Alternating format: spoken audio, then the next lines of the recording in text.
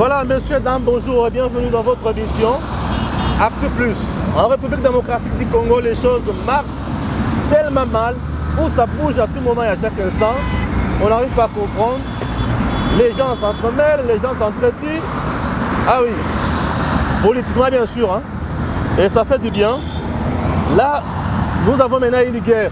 La guerre est froide ou la guerre est chaude, je ne sais pas. C'est entre le président de la République démocratique du Congo, Félix Tshisekedi, et Madame la présidente de l'Assemblée nationale, Jeannine Mabunda. C'est un peu compliqué. Jeannine Mabunda, à chaque action, il y a une réaction. Cette fois-ci, le président de la République a commencé bien sûr l'action et la réaction c'était de Jeannine Mabunda. Je reçois un juriste chevronné. Je dis bien je reçois un juriste chevronné. Je ne reçois pas un juriste qui a fait le bois. Non, il a fait le droit. Et il parle bien. Je l'aime bien. Il s'appelle Louis France, le recteur de l'école de la vérité. Il va nous dire la vérité entre le président de la République et Madame la présidente de l'Assemblée nationale. Qui a tort? Monsieur le recteur de la vérité, bonjour. Bonjour. Tout va bien, j'espère? Très bien, sans problème. Sortie médiatique du chef de l'État qui a dit d'abord que je n'ai même pas l'intention de dissoudre l'Assemblée nationale, mais si Makambo évolue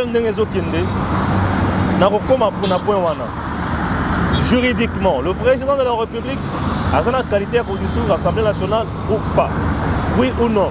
Et de deux, Jeannine Mabunda aujourd'hui, sa sortie médiatique, sa réplique, il y a un problème relevé.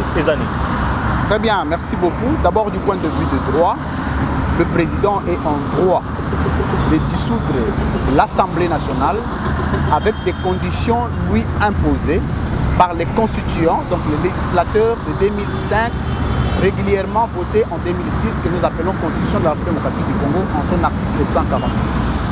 Il est clairement dit du point de vue du droit. Les conditions et les préalables pour lesquels le président doit dissoudre l'Assemblée nationale, c'est une crise qui revêt d'un caractère persistant. Qu'est-ce qu'on appelle crise qui revêt d'un caractère persistant? Ça veut dire que du point de vue de la démocratie classique, dans son principe du bicéphalisme, l'exécutif est redevable au législatif. Les lois, les motions de censure, les motions de défiance, les questions orales avec débat sont entraînées par l'Assemblée nationale et inviter l'exécutif à venir répondre. Et en cas de la non-réponse ou de la non-participation coopérative entre le gouvernement et l'Assemblée nationale du point de vue fonctionnel des deux institutions, en ce moment-là, il y a ce qu'on appelle crise. Qu'est-ce qu'on appelle encore crise? Crise, c'est l'interdépendance interinstitutionnelle au nom du principe de l'inter-institutionnalisation. Aujourd'hui, telle institution coopère avec telle. Et lorsqu'il n'y a pas coopération, il y a crise. Et cette crise-là donne le pouvoir au président, non seulement de dissoudre à titre personnel, mais de consulter préalablement. Le Premier ministre. Pourquoi le Premier ministre?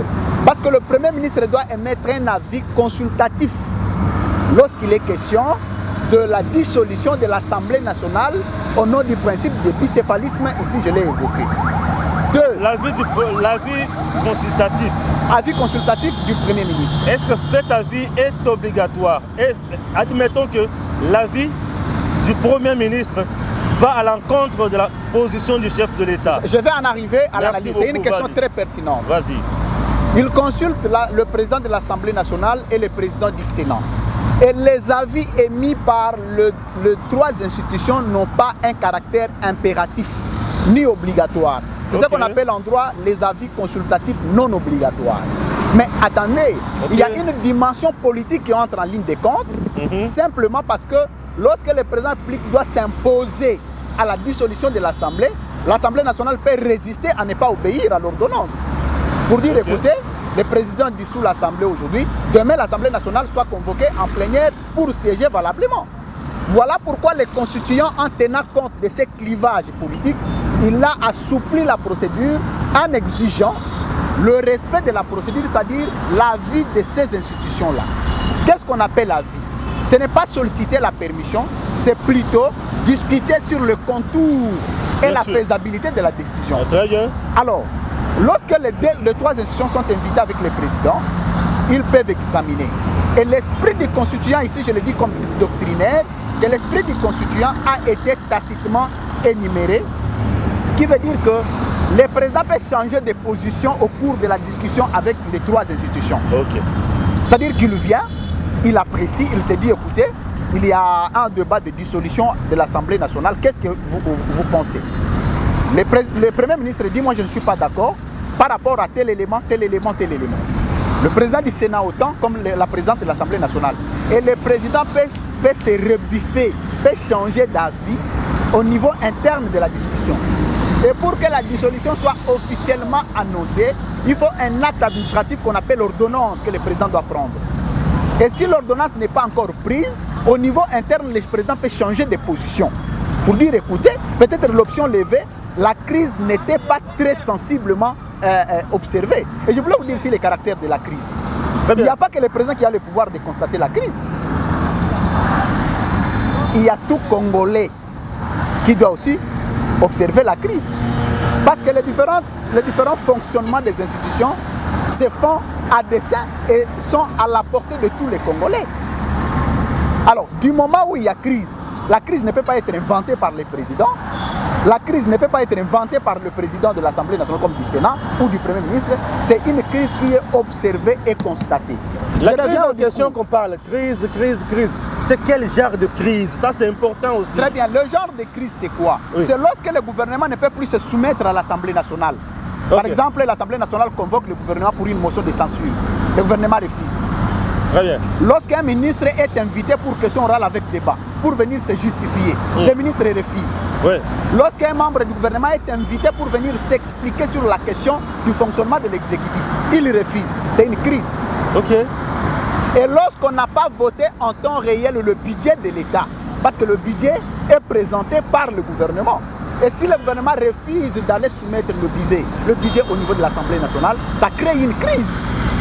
Donc la crise ici est définie par rapport à la coopération entre le gouvernement et l'Assemblée nationale. C'est en ce moment que nous devons parler de la crise. Est-ce qu'à ce moment, je reviens sur le discours du président, il y a crise? Non. Et quand je reviens à l'analyse des langages en philosophie de communication, je sais que le président aurait dit que je ne veux pas que je sois poussé. C'est une erreur de langage. Parce que le président ne peut pas dissoudre l'Assemblée nationale sur base de la motivation des individus. Il dissout l'Assemblée nationale sur base de prérogatives lui reconnues par la loi en son article 148 dans la Constitution. Donc quand il dit que je ne veux pas que je sois poussé, apparemment il croit que le conflit entre les FCC et CACH doit lui donner lui le pouvoir d'agir pour protéger les CACH. Alors que vous devez noter que le président n'est pas du CACH. Et deuxièmement, si vous lisez la suite des articles, vous lisez l'article 165 de la Constitution, cet article-là a mis en garde le président, a dépouillé le président de tous les excès de pouvoir. 165. 165. L'article brandi par Janine Mabunda. Absolument, peut-être voilà. Avec beaucoup d'erreurs de droit aussi que nous allons attaquer. Nous allons en arriver là, alors, ne vous en faites pas. L'article 165, le président vous dit que le président de la République peut être poursuivi ou mis en accusation devant le parquet général près la Cour constitutionnelle pour haute trahison. Et il y a toute une procédure aussi à suivre. Hein? Non, mais d'abord, ça, l'infraction. Qu'est-ce qu'on appelle haute trahison? Je suis d'accord. C'est ça ma question aussi. Ouais. La haute trahison, c'est la violation intentionnelle de la Constitution. Et ce que le président a prononcé, c'est aussi une phase du départ pour lui amener à une haute trahison, parce qu'il ne peut pas dissoudre l'Assemblée nationale parce qu'on l'a motivé. Ok. C'est une forme de haute trahison. Et qu'est-ce qu'on appelle haute trahison? On appelle haute trahison, c'est aussi le comportement personnel du président de la République. Du point de vue de mœurs, du point de vue de légèreté, du point de vue de tous les actes moraux peuvent amener le président à une haute trahison, le comportement personnel du président. Alors, en ce moment, si nous pouvons observer aujourd'hui, le président l'a déclaré très sincèrement que je ne veux pas qu'on me pousse pour dissoudre l'Assemblée nationale. Qui les pousse? Est-ce que ces gens qui les poussent, ce sont eux qui ont qualité d'impulser le président à dissoudre l'Assemblée nationale? Non. Il semble, tantôt d'ailleurs tu viens de le dire, que même le peuple peut aussi constater qu'il y a crise. Absolument. Et demander au président de la République de dissoudre bien sûr l'Assemblée nationale. Aujourd'hui, tout le monde le sait, plus des Congolais savent très bien que les choses ne marchent pas. Il y a des blocages à gauche, à droite. Tu es sans ignorer, France, qu'il y a certaines ordonnances du chef de l'État qui souffrent d'exécution jusqu'à présent. J'étais en train de le dire, j'ai ici évoqué. Ça peut arriver demain que le président dissoute l'Assemblée nationale et que Mme Mabunda convoque la plénière demain matin. Merci beaucoup, merci. Monsieur le recteur France, vous avez bien parlé sur la sortie, tout et consort. J'aimerais que vous soyez un peu concret. Hein, c'est vraiment important et précis aussi. La sortie de Janine Mabunda fait couler de l'encre et la salive. Dites-nous, est-ce qu'elle a été bien faite ou c'était quelque chose d'impréparé? Oui, Mme Mabunda s'est adressée à la population congolaise comme au président avec un ton très arrogant, mais avec des insuffisances très sérieuses du point de vue du droit constitutionnel congolais. 1. L'infraction de haute trahison, textuellement prise en charge par l'article 165, n'est pas réservée exclusivement à tous les Congolais ou à tout individu. Oui. Il n'y a que le président et le premier ministre qui peuvent être sanctionnés, reprochés, poursuivis, arrêtés et condamnés pour haute trahison, définie comme violation intentionnelle de la Constitution. Elle n'a pas créé un bras de fer entre le président de la République. D'abord là, elle dit que c'est tout individu qui peut créer la haute trahison. Ça, c'est d'abord une insuffisance de droit. Très bien. Voilà pourquoi lorsque vous voulez vous faire enseignant de quelqu'un, vous-même faites-vous enseigner. Parce qu'elle a donné l'impression de quelqu'un qui maîtrisait les droits, alors qu'elle-même, dans son contenu, elle était vide. Deuxième chose, est-ce que Mme Mabunda, en tant que présidente de l'Assemblée nationale, doit répondre au président de la République? Non. Parce que du point de vue administratif, je dis bien, le président de la République étant garant du bon fonctionnement des institutions, parmi lesquelles il y a l'Assemblée nationale, un pouvoir qui lui est reconnu par l'article 69 de la Constitution, Mme Mabunda est dépendante du président de la République. Parce qu'il fonctionne au sein d'une institution dont il y a un garant. Elle nous a rappelé qu'elle est du PPRD. Hein? Donc, elle est du PPRD, mais le PPRD ne gère pas l'État. Il y a un chef de l'État. Alors, en ce moment, quand il lui répond, le président, il a considéré le président comme qui? 1. Comme membre du cash, chose qui soit fausse. 2. Comme son ami, chose qui soit fausse. 3. Comme son adversaire politique, chose qui soit fausse. Parce qu'au sein des institutions, il n'y a pas de tendance politique. Au sein des institutions, il n'y a que le fonctionnement d'État. Avec cette sortie, on peut dire aujourd'hui que Mme Mabunda a précipité la mort de Joseph Kabila politiquement? Non. Elle est allée en bras de fer. Elle a exactement fait la volonté de Kinakati. Je dois vous avouer ici que ce que Mme Mabunda a dit n'est pas venu d'elle. Ce que Mme Mabunda a dit est un dictat de Kinakati parce qu'il y a eu précédent. Là, tu fais allusion à Joseph Kabila, j'ai l'impression. Non, mais il n'y a qu'un seul Kinakati. Il y en a deux, vous me dites. Il n'y en a qu'un seul Kinakati. Moi, je suis un recteur de l'école de vérité. Il n'y a que la vérité.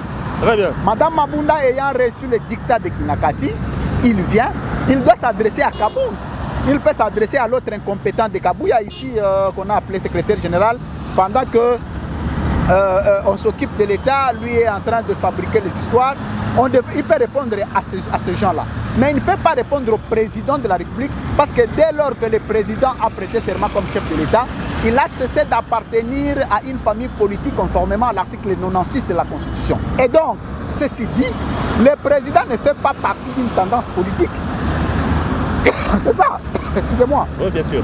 Ça veut dire tout simplement que quand Mme Mabunda s'adresse au président, il doit avoir des égards.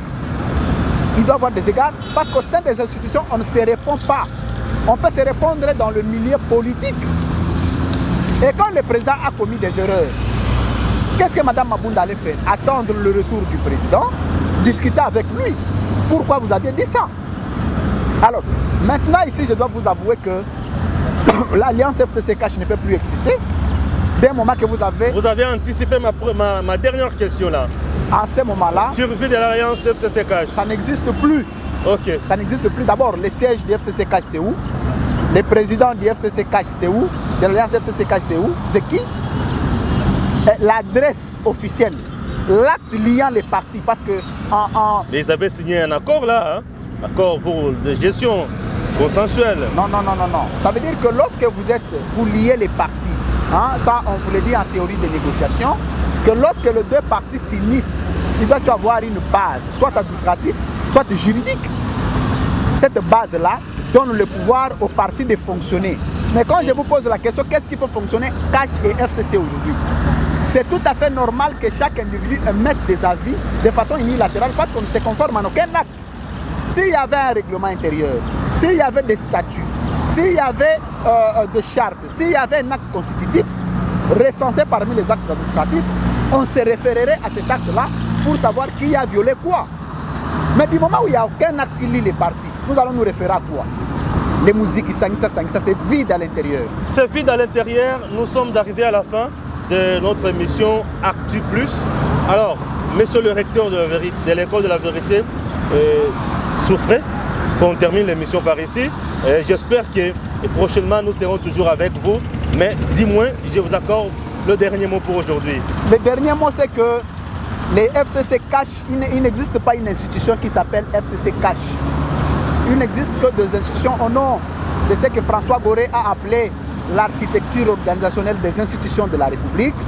Ça veut dire tout simplement que le parti politique ne peut pas s'ériger à une institution. Il n'existe pas une institution cash, il n'existe pas une institution FCC. Il existe une institution qui s'appelle 4 institutions reconnues par la Constitution. Et quand les individus pensent qu'au nom de leur gourmandise politique, ils doivent commencer à déstabiliser les institutions, voici les sorts. Un président est répondu par une présidente de l'Assemblée nationale, demain c'est le président du Sénat, demain c'est Kabouya, demain c'est Kaboul. L'utopie. Très bien, merci. Nous sommes arrivés à la fin et à très bientôt.